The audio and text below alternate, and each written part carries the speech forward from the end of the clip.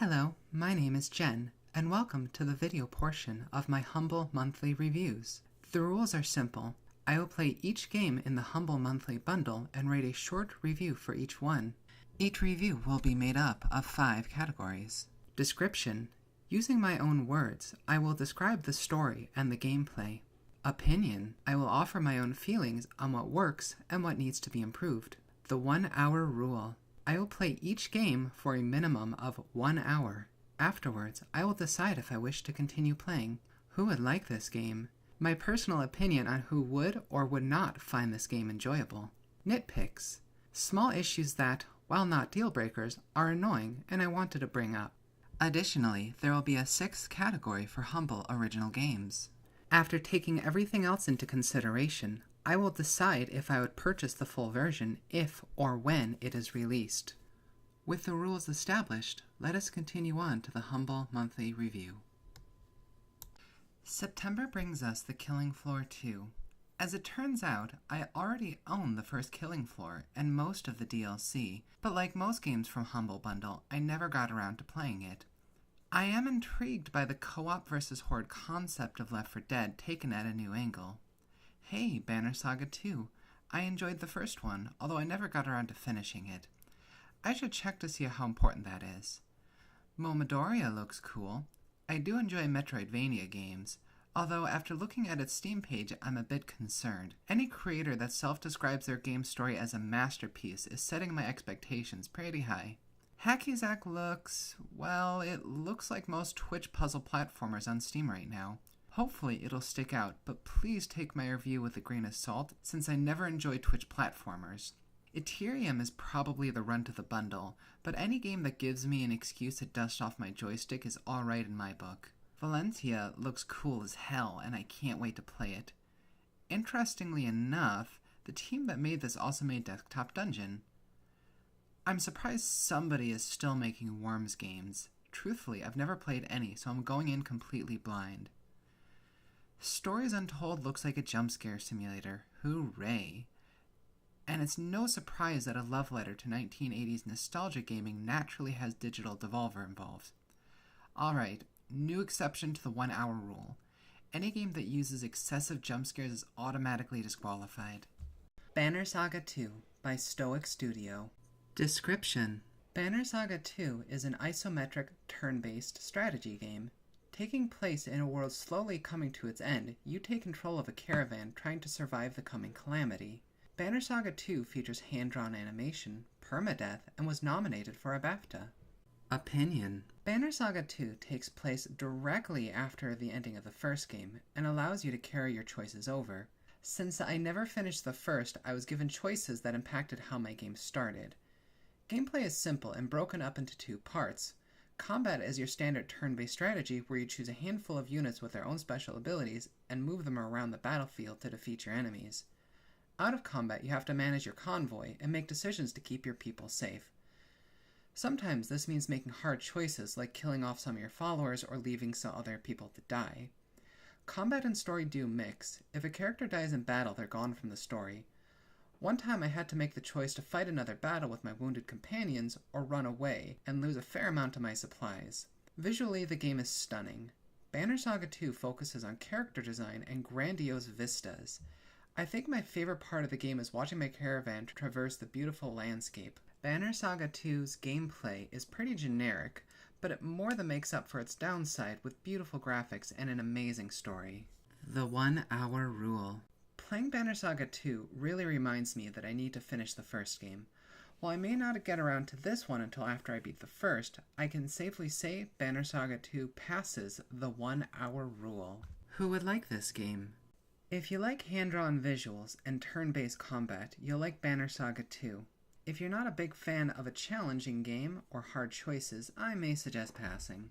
Nitpicks. If this game is going to throw so many characters into the story, could they at least provide an in-game guide? Ethereum by Rogue Earth LLC. Description. Ethereum is a space flight simulator. You are a pilot for the United Earth Alliance serving aboard the carrier Canopus and are tasked with various missions to stop pirates and fight against an evil alien race, the Revi. Ethereum was successfully kickstarted in 2014 and takes inspiration from games like Wing Commander and X-Wing. Opinion. Ethereum is a blast from the past. This developer was clearly driven to create a game that directly mimics the style of space sims that died off in the 2000s. Missions start out in a briefing room where you're given your mission overview and allowed to pick out and customize your ship. Once you're ready, you have to manually launch from the hangar bay and fly to your objective. Objectives can be anything from defeating enemy ships via dogfighting, escorting other ships, or sometimes just surveying the area before heading off to your next objective. The story setup is pretty straightforward. You're a small-time pilot working his way up the ranks, defeating pirates before eventually finding yourself embroiled in a war against a superior alien foe. While Ethereum's story is nothing new, its strength is in its world building. Characters chat using in-universe terminology to discuss technology and current politics, which adds a great level of detail. The visuals may be Ethereum's weakest point. All characters look like they're from a bad visual novel. The graphics are intentionally retro, which is fine, but the anime-inspired characters just end up clashing and making the style feel way less focused. The 1 hour rule. Ethereum is definitely fun, and it was a great excuse for me to break out my joystick. While not top of my priority, I'd be interested in playing again. Ethereum passes the 1 hour rule. Who would like this game? If you miss playing space flight sims and don't want something as intense as Star Citizen, I'd suggest this game. People looking to explore the genre could start here, but I'd advise taking its flaws with a grain of salt. Nitpicks. The normal difficulty is insultingly easy. I had to crank up the difficulty setting to hard mode just to keep myself from getting bored. Hacky Zack by Space Boy Games. Description. Hacky Zack is a 2D platformer. You control Zack and try to kick a ball into a goal. Hacky Zack features precision platforming, over 100 levels, and 55 collectible stickers. Opinion. Hacky Zack is a great concept with a lot of potential. You start out on a floating platform where you jump around and try to kick your ball into the glowing yellow goal. There is an optional objective where you have to use your ball to collect stickers found on most maps that require extra levels of skill. Unfortunately, I found the platforming to be far too frustrating. You can only aim the ball in 8 directions, and Hacky Zack is very picky about what qualifies as a new direction on your controller. I found myself cursing at the screen because I thought I'd kick the ball at an angle, only to have it go straight forward off the edge of the platform. You can also only aim when you move, so it's not possible to set up a shot without running first. I get the impression this game is supposed to be difficult, but in truth I just found it annoying. The controls are awkward, the platforms are super minimalist, and the graphics are pretty standard retro pixel, without anything of interest to make them stand out. The 1 hour rule. I stuck it out through this game without being able to pass the first level. Hacky Zack fails the 1 hour rule. Who would like this game? Unless you like super tough platformers with awkward controls, I'd suggest a hard pass. Nitpicks. All of the characters have this high-pitched squeal when they jump or kick. After a while, it really grates on the nerves. Killing Floor 2 by Tripwire Interactive. Description. Killing Floor 2 is a co-op first-person shooter. Following the first game, after a mad scientist has released a horde of mutant clones upon Europe, your job is to stop the invasion at any cost. Killing Floor 2 features PvP and PvE elements, as well as Steam Workshop support. Opinion. Killing Floor 2 is a pretty straightforward game. You're dropped into a small, open map, along with a group of other players, and must kill multiple waves of mutant clones until the boss shows up. The boss is pretty much the same guy, with a palette swap and randomized abilities. Sometimes he shoots toxic grenades, other times he has a charge attack, but he's always the same evil German guy. Apparently there is another boss, the Patriarch, but I never ran into him. There are 9 classes to choose from, and about a dozen enemies with their own attack patterns and design that make them stand out from each other. Classes do feel a bit samey at first, since all abilities are passive, and any class can equip any weapon, but doing so can sometimes be counterintuitive. For example, you can equip a berserker with a flamethrower, but unlike the firebug, you're not immune to your own fire. For me, this felt like the classes were built to enhance my playstyle instead of molding it. Killing Floor 2 does its best to add variety to its gameplay, but regrettably, it feels like it's just not enough. The types of missions are lacking, with only some maps offering additional optional objectives, as well as tweaks to gameplay mechanics such as a PvP element. There is fun to be had, but I don't feel like there's enough of it. The 1 hour rule. I admit I had fun with Killing Floor 2, but the lack of game modes made me lose interest pretty quickly. I hear new game modes are being offered at some time later, but for now, Killing Floor 2 does not pass the 1 hour rule. Who would like this game?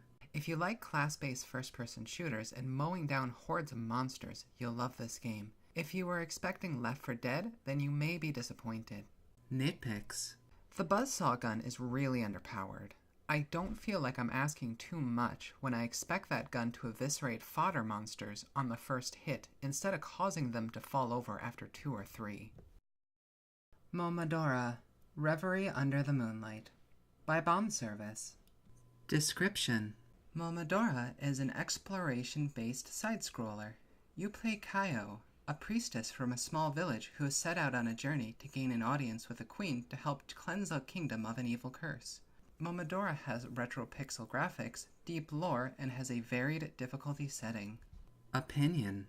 Momodora plays like most Metroidvanias. You have your double jump, a main and secondary weapon, and a map full of secret areas, as well as special items that can add bonuses to your character. You keep the same weapons throughout the game, but you can equip special talismans and rings that give your gear special properties like poison or the ability to hit multiple targets. Momodora also has a dodge roll mechanic, but I never found it useful except for occasional enemies equipped with shields. Boss battles are obnoxiously difficult. The first boss in the game had this attack that took 3/4 of the health as well as a spray attack that was difficult to dodge. I got fed up and switched to easy mode, which maxed out your health, gave you 2 powerful items, and made enemy attacks a lot weaker, which removed a lot of the challenge.